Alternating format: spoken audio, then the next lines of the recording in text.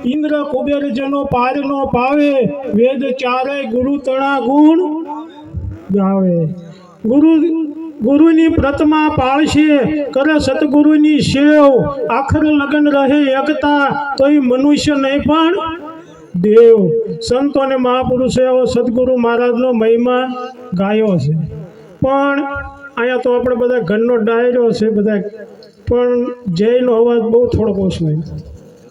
સંતો ને મહાપુરુષો કહે છે જય બોલવાથી આપણા હૃદયની અંદર ઉઘાડ થાય છે। જે વિષયની જે વાસના હોય છે, જામેલી હોય છે, એ જય બોલવાથી સંતો ને મહાપુરુષો એવું કહે છે કે આપણા હૃદયમાં ઉઘાડ થાય છે, અને જેનો નાદ જ્યાં સુધી સંભળાય છે ત્યાં સુધી જેટલા જીવાત્માઓની સદગતિની પ્રાપ્તિ થાય છે। એટલા માટે સંતો અને મહાપુરુષો પ્રથમ પહેલા જય બોલાવે છે। ભગવાન રામ લંકાની અંદર દરિયા ઉપર પાળ બાંધી અને લંકાની અંદર ગયા પછી આવી રીતે સભા ભરીને બેઠા હતા કે આપણે કાલ કેવી રીતે લડવું, કોની હારે કેમ બાજવું, આ બધું નક્કી કરવું પડે ને। આવી સભા ભરીને બેઠા હતા, પણ સભામાં નકરો દેકારો ખડભડાટ થાય। એટલે ભગવાન રામે એવું કીધું કે લક્ષ્મણ આપણી સભાની અંદર તું આંટો મારે, એટલો બધો દેકારો કેમ થાય છે? ત્યારે લક્ષ્મણ સભાની અંદર આંટો મારવા ગયો, બધે આંટો મારી અને લક્ષ્મણ આવી અને ભગવાન રામને એવું કીધું કે ભગવાન રામ આપણી સભાની અંદર આપણા વાંદર્યા સિવાય બીજું કોઈ છે? તો કે તો એટલો બધો દેકારો કેમ? આપણા જ હોય તો એટલો બધો દેકારો થાય નહીં। એટલે કીધું તું ફરીને જા, અને ફરીને ગયો ત્યારે ભભીક્ષણે એમ કીધું કે લક્ષ્મણજી મને હારે લઈ જાઓ, કે કા મારો ભાઈ રાવણ છે એ માયાવી છે, અને અમારી લંકાની અંદર બધા માયાવી માણસ છે, એ રાક્ષસો ક્યારે વાંદરાનું રૂપ લે એ નક્કી, અને વાંદરા મારા ભાઈના રાક્ષસો છે એ વાંદરાનું રૂપ લઈ અને આ સભાની અંદર ઘીરી ગયા હોય તો જ આવું કંઈક બનતું હોય, નકર આવું બને નહીં। તો લક્ષ્મણજી એવું કીધું કે આપણને એ ખબર કેમ પડે કે આ બધા જ વાંદરા એક હરખા જ લાગે છે? તો આપણને ખબર કેમ પડે કે આ વાંદરા રામના છે અને આ વાંદરા રાવણના છે, એની ખબર કેમ પડે? ત્યારે લક્ષ્મણજીને ભવિક્ષણે એવું કીધું કે આ ઊંચા ડુંગર માથે ચડી જા, અને ડુંગર માથે ચડી અને શ્રી ભગવાન રામની જય બોલાય।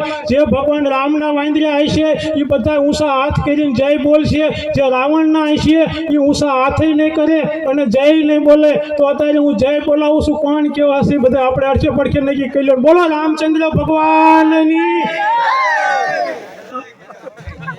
બધા આપણા જ છે, આમ જ હોવું જોઈએ। ઓલા નકર પકડાઈ જાય, એટલે અમને આમ જ પકડ્યા હતા। પણ સંતો અને મહાપુરુષોનું કેવું છે કે હું તો આપણને કોઈ પણ ધર્મનું કામ થોડુંક એવું કરે ને તોય આપણે રાજી થઈ છીએ। અહીંયા અમે મનુભાઈ બે આજથી 3 મહિના પહેલાં અહીંયા આવ્યા હતા, અને એ વખતે અહીંયા મુહૂર્ત હતું કૂતરાના રોટલા ઘડવાનું। રોજ સાંજે અશ્વિનભાઈની રોજ સાંજે 5 કિલો લોટના રોટલા ઘડી અને કૂતરાને નાખે છે, તો અમને ધન્યવાદ છે। આપણે ઘીરે કામ થતું નથી આવું, અને રોજ સાંજે 5 કિલો રોટલા ઘડી અને કૂતરાને નાખે છે। તો સંતોને મહાપુરુષો કહે છે કે ધર્મ કર્યા ધન વધે, ધન વધે પછી આપણું મન વધે, અને મન વધે પછી આપણું માન વધે, અને આપણું માન વધે ને એટલે બધી વસ્તુ વધત જાય। તો સંતોને મહાપુરુષો કહે છે ધર્મ ઘટે તો ધન ઘટે, અને ધન ઘટે પછી આપણું મન ઘટે, અને મન ઘટે ને પછી આપણું માન ઘટે, અને પછી બધી વસ્તુ ઘટત જાય। તો સંતોને મહાપુરુષો કહે છે જે ધર્માદાની અંદર જે ધર્મનું કામ થાય એ તન મન ધનથી બધાએ કરવું। પણ અહીંયા રામ ભગવાનનું આપણે જે આયોજન છે એનું છે, એટલા માટે એક વાલ્મીક રામાયણનો એક મુદ્દો, એક દાખલો આપી અને પછી આપણે ભાઈને સાંભળશું।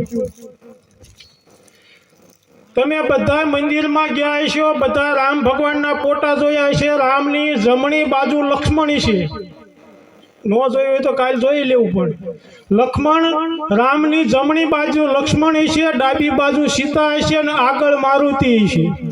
મારુતિ એટલે હનુમાન।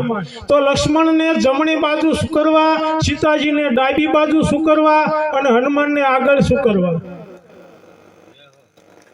લક્ષ્મણ છે એ સમર્પણ અને ત્યાગનું પાત્ર છે। સમર્પણ અને ત્યાગનું પાત્ર છે. એમને એમના મોટા ભાઈનો પડ્યો બોલ ઝીલ્યો છે. ગમતા કામ તો હવ કરે, પણ એને અણગમતા કામ કરેલા છે લક્ષ્મણે. અને એટલા જ માટે રામને લક્ષ્મણ માથે પૂરેપૂરો વિશ્વાસ હતો. ત્યારે લંકામાંથી જ્યારે અયોધ્યા આવ્યા અને સીતાજીને ફરીને વનમાં મોકલવાના થયા, ત્યારે ભગવાન રામે લક્ષ્મણ